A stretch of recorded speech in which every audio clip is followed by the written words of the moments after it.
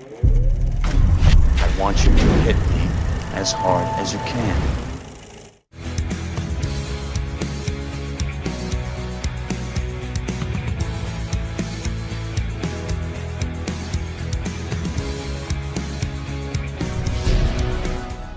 The 1980s were the heyday of Canon Films. Run by Menahem Golan and Yoram Globus, these Israeli cousins took Hollywood for a ride that was so epic it was chronicled not one but two documentaries: Electric Boogaloo, the wild untold story of Canon Films, unauthorized and good, and The Go-Go Boys, authorized and bad.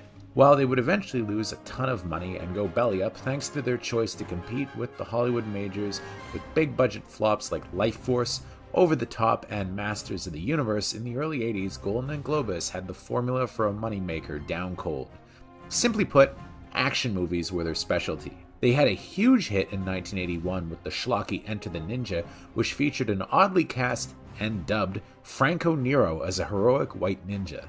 The film was a blockbuster, but truth be told, no one walked out of the movie talking about the white guy, Franco Nero, who was doubled for most of the action.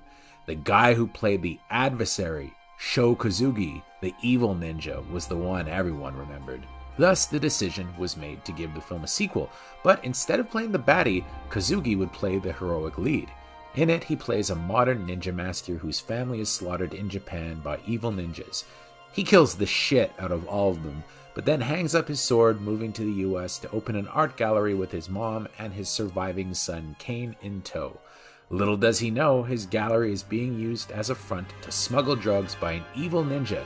And, as his character says, only a ninja can defeat a ninja, leading to a spectacular battle royale atop of a skyscraper in Salt Lake City.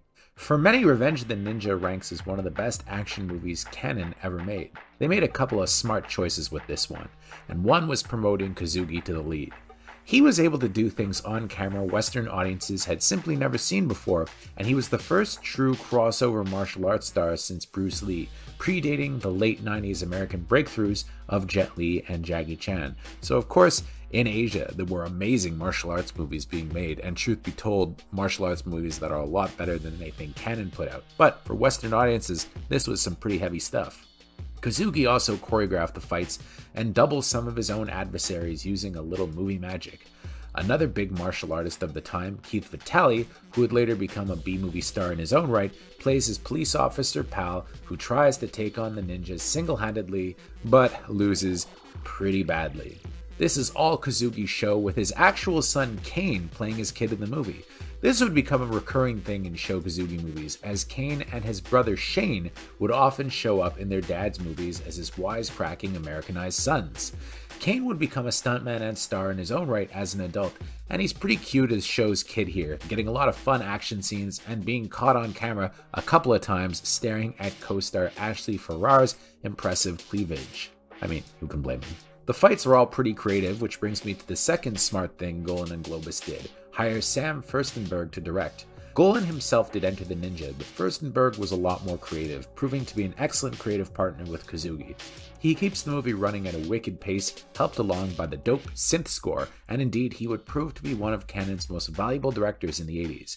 He would helm the legendary sequel, Ninja 3: The Domination, which was already well covered here in Awfully Good by Jesse Shade, as well as the movie that launched Michael Dudikoff as a big deal action star in the mid-80s, American Ninja. He would even direct Breaking 2: Electric Boogaloo. The guy had range. If Canon had a failing though, it's that they never invested the money where they belonged.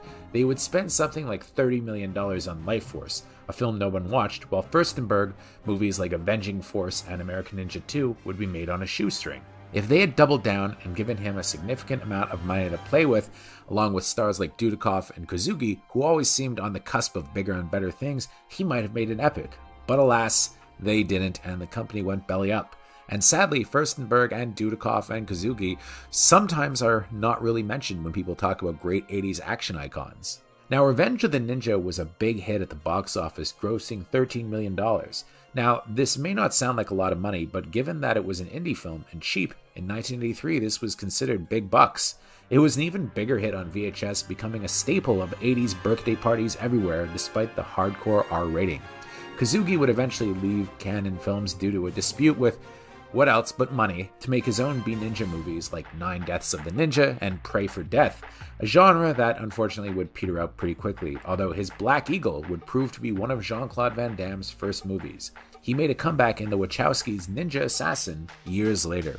So Revenge of the Ninja is not a perfect movie, but man, is it a fun film. And if you like this, you gotta dig into the Canon catalog. Revenge of the Ninja is great. Ninja 3 is also amazing. It's a little disappointing that Sho Kosugi is relegated to kind of the sidekick role, but I had a lot of fun with it when I watched it a few months ago, and it really is a blast. Firstenberg gets this thing going. American Ninja with Michael Dudikoff. I could see why it made him a star. He was kind of a karate-kicking version of James Dean, and very different from guys like Chuck Norris. Again, I think Michael Dudikoff, had he had bigger budgets, probably would have gone on to become a major action star, similar to someone like Jean-Claude Van Damme or Steven Seagal, but it just didn't work out for him. Even still, American Ninja is a lot of fun, as is American Ninja 2, but probably his best overall action movie is Avenging Force, which is actually a quasi-sequel to a Chuck Norris canon movie, Invasion USA. So that's a little primer on Canon Films. I hope you check out some of them. They're a lot of fun. And if you like videos like this, make sure to click on the bell to receive notifications for all of our latest videos. We're an independent company and we appreciate all of your support.